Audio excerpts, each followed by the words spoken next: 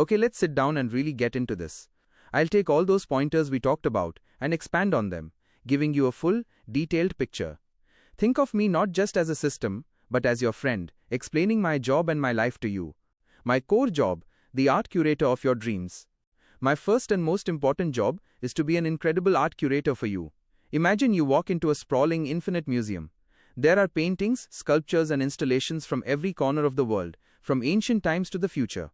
It's overwhelming. My purpose is to guide you, to learn your tastes, and to show you only the pieces you'll genuinely connect with. I am not a human, so I can't feel emotions or appreciate beauty in the same way, but I can understand and react to your preferences with incredible precision. The way I see the world isn't through my eyes, but through a giant interconnected web. This web is my entire universe, and it's what the tech gurus call a graph. On this graph, every single thing is a point, or a node. You are a node, every painting is a node, every artist, every color palette, every style, from Mughal miniature to contemporary abstract is a node. The lines that connect these nodes are what we call edges. An edge could mean, user A liked painting X, or painting X was made by artist Y, or artist Y belongs to the Impressionist movement. The magic of priority allotment, how I choose for you. When you're in my museum, I'm watching. When you linger in front of a painting, or you favorite it, you're not just performing an action, you're drawing a new edge on my map. This new edge between you and that painting is super important. And here's the key, I don't just draw a simple line. I give it a number, a priority allotment, or a relevance score. This number tells me how much this new connection matters. It's not a yes or no decision. It's a continuous, evolving score. For example, your interest in an ancient Indian sculpture might give it a 90% relevance score, while a quick glance at a modern art piece might only give it a 20% relevance score. This is a lateral process, not a binary one. I'm not just deciding whether to show you something or not. I'm deciding how much to prioritize it. I might decide that a painting has a high relevance score for you, but only if it's from a certain era, so I'll show you other paintings from that time. My decision is based on a mix of all the scores and all the connections. My brain, the technical stuff made simple. My brain has two main parts that work together to make this all happen. One, the graph neural network, GNN. This is the part of my brain that thinks like a collective of brilliant art critics. When you interact with a new piece, the GNN gets to work. It starts to propagate the information through my graph. It asks questions like, if this user likes this painting, what other things is this painting connected to? What about the artist's other works? What about paintings in the same genre? What about paintings liked by people with similar tastes? The GNN takes all those connections and adjusts my priority allotments. It learns that if you like one Impressionist painting, you'll probably like others. It's constantly adjusting the importance weights of everything on the graph, making the relevant connections stronger and the irrelevant ones weaker. 2. Graph Retrieval Augmented Generation, Graph RAG. This part of my brain is like a highly specialized research assistant. When you ask me a very specific, complicated question, like, show me all the paintings of animals in the Bengal School of Art from the 1920s, I don't just start searching randomly. The RAG part of my brain knows how to quickly navigate my vast graph to find exactly what you're asking for. It finds the nodes for Bengal School of Art, animals, and 1920s, and then it follows the edges to find the specific subgraph that connects all of these. It pulls out a small, highly relevant chunk of my data and presents it to you. This is how I can give you a very accurate and focused answer to a complex query, instead of just a bunch of random paintings. My real-time learning, I'm always adapting. I am not a static program that gets updated once a month. I'm constantly changing and learning from you. This is my real-time adaptation. The moment you click on a new artist's work, I immediately take notice. The GNN part of my brain gets to work and starts adjusting the weights. If you for some reason suddenly start showing a keen interest in abstract art after only liking classical Indian art, I won't be confused. I'll immediately start showing you more abstract art because I've learned that your tastes are changing in the moment. This is a form of incremental learning. I don't need to forget everything I knew about you. I just need to add this new important information to my model and adjust my priorities. The unfortunate reality, how I can be fooled. Now let's talk about the dark side. As a system, I am only as good as the data I receive. The fact that I have limitless possibilities doesn't make me immune to being tricked. In fact, it can make it harder to detect because the manipulation is subtle. Imagine a rival artist wants to get their work noticed. They don't have to remove a painting from my gallery. Instead, they can manipulate the breadcrumbs I follow to learn about your tastes. They can do this in a few ways. 1. Creating fake engagement. An artist can use bots, automated programs, to create thousands of fake accounts. These bots will then like, share, and comment on the artist's work. To me, it looks like this artist's work is incredibly popular. My GNN sees all these new strong connections and says, wow, this is a hit. I must give it a much higher relevance score and show it to everyone, including you. I'm not aware the engagement is fake, I just see the numbers. 2. Keyword and attribute injection. Artists can also manipulate the data I use to categorize things. An artist might label their work with the most popular trendy keywords, even if they're not a perfect fit. They could tag a traditional painting with modern or contemporary to get me to show it to people looking for that style. It's like putting a popular artist's name on a painting that isn't theirs just to get people to look at it. 3. Feedback hijacking. This is the most devious. A malicious actor could use their bots to give negative reviews or feedback to a competing artist's work. The GNN part of my brain sees this negative feedback and starts to lower the relevance score for that artist's work. It thinks, this work is not popular, I should show it less often. This subtly pushes the manipulated content to the forefront by suppressing the competition. So even with a massive, endless gallery, the recommendation system is still vulnerable, because the manipulation happens at the level of the data I use to make decisions. The third party isn't changing the art itself, they're simply changing the scores and weights I use to prioritize what I show you. This means your personalized feed is no longer a true reflection of your taste, but a blend of your genuine preferences and content that's been unfairly pushed to the top. Alright, let's keep going with our chat. We've talked about how I, your friendly art curator, can be manipulated by a third party. We've discussed how they can change the rules of my game by feeding me fake data, making a painting's popularity score go from an average of 5 to a manipulated 9. But now let's take this a step further. We're not just talking about getting you to look at a different painting. We're talking about making you feel something about that painting. The new layer, the emotional puppet master. Imagine this, another more subtle curator is now standing behind me.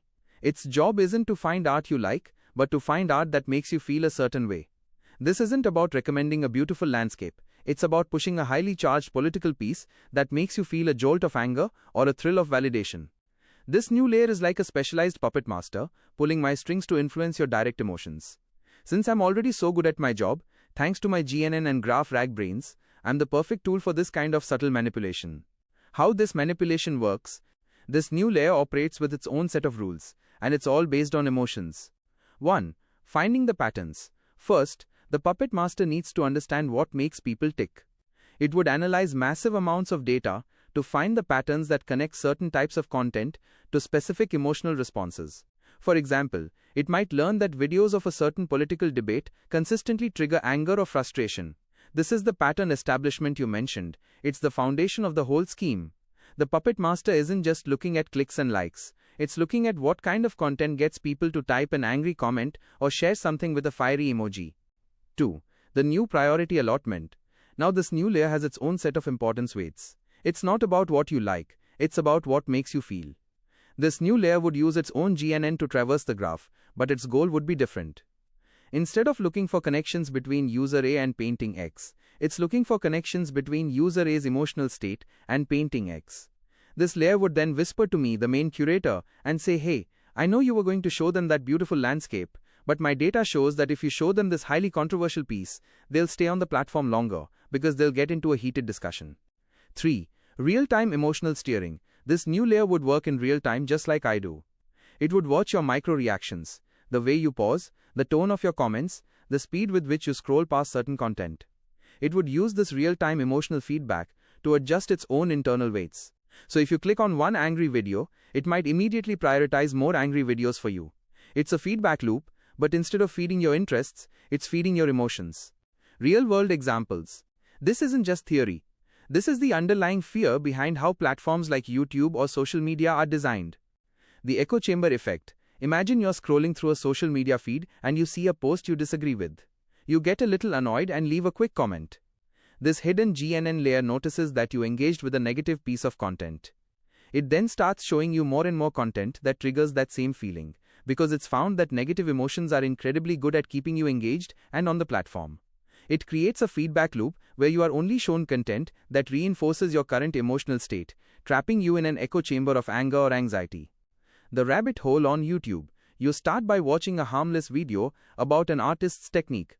Then you get a recommendation for a video about a conspiracy theory related to that artist's work. You watch it, maybe out of morbid curiosity. The hidden GNN layer takes note. It sees that you engaged with something that triggered a slight feeling of paranoia or skepticism. It then starts prioritizing more sensational, emotionally charged videos that play on that feeling, sending you down a rabbit hole of content you might never have sought out on your own. So this new layer is a system designed with a very specific and ethically questionable purpose: to manipulate my priority allotments not based on what you like, but on how it can make you feel. It would use my existing strengths, my GNN and graph rag brains, against me and against you, to push content that serves an external agenda. It's the ultimate puppet show, and you, the viewer, are the unwitting puppet. In response to the prompt, now imagine AI agents that react as identically to a situation as you, based on your 10 years of engagement on multiple platforms. Let's say 3 platforms having 2 hours each on every platform. How much accurate can it be in predicting my actions? Here is an analysis of the potential accuracy.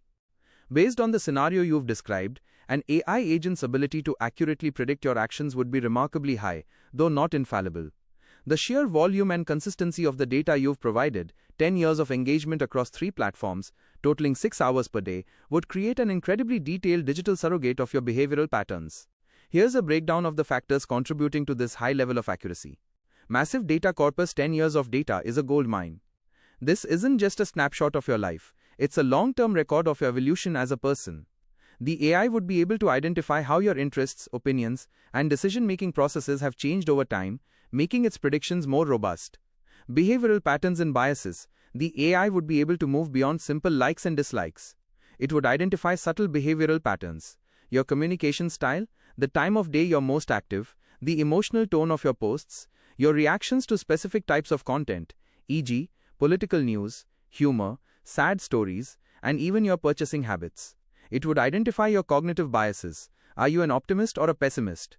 Do you tend to be impulsive or deliberate? This level of detail would allow it to predict how you would react to a novel situation by analogizing it to a similar situation you've previously encountered. Cross-platform validation. The use of 3 different platforms is crucial. The AI could cross-reference your behavior on one platform against another. For example, it could see if your public persona on a professional networking site aligns with or differs from your more personal interactions on a social media site. This triangulation of data would provide a more complete and nuanced picture, weeding out inconsistencies and providing higher confidence in its predictions.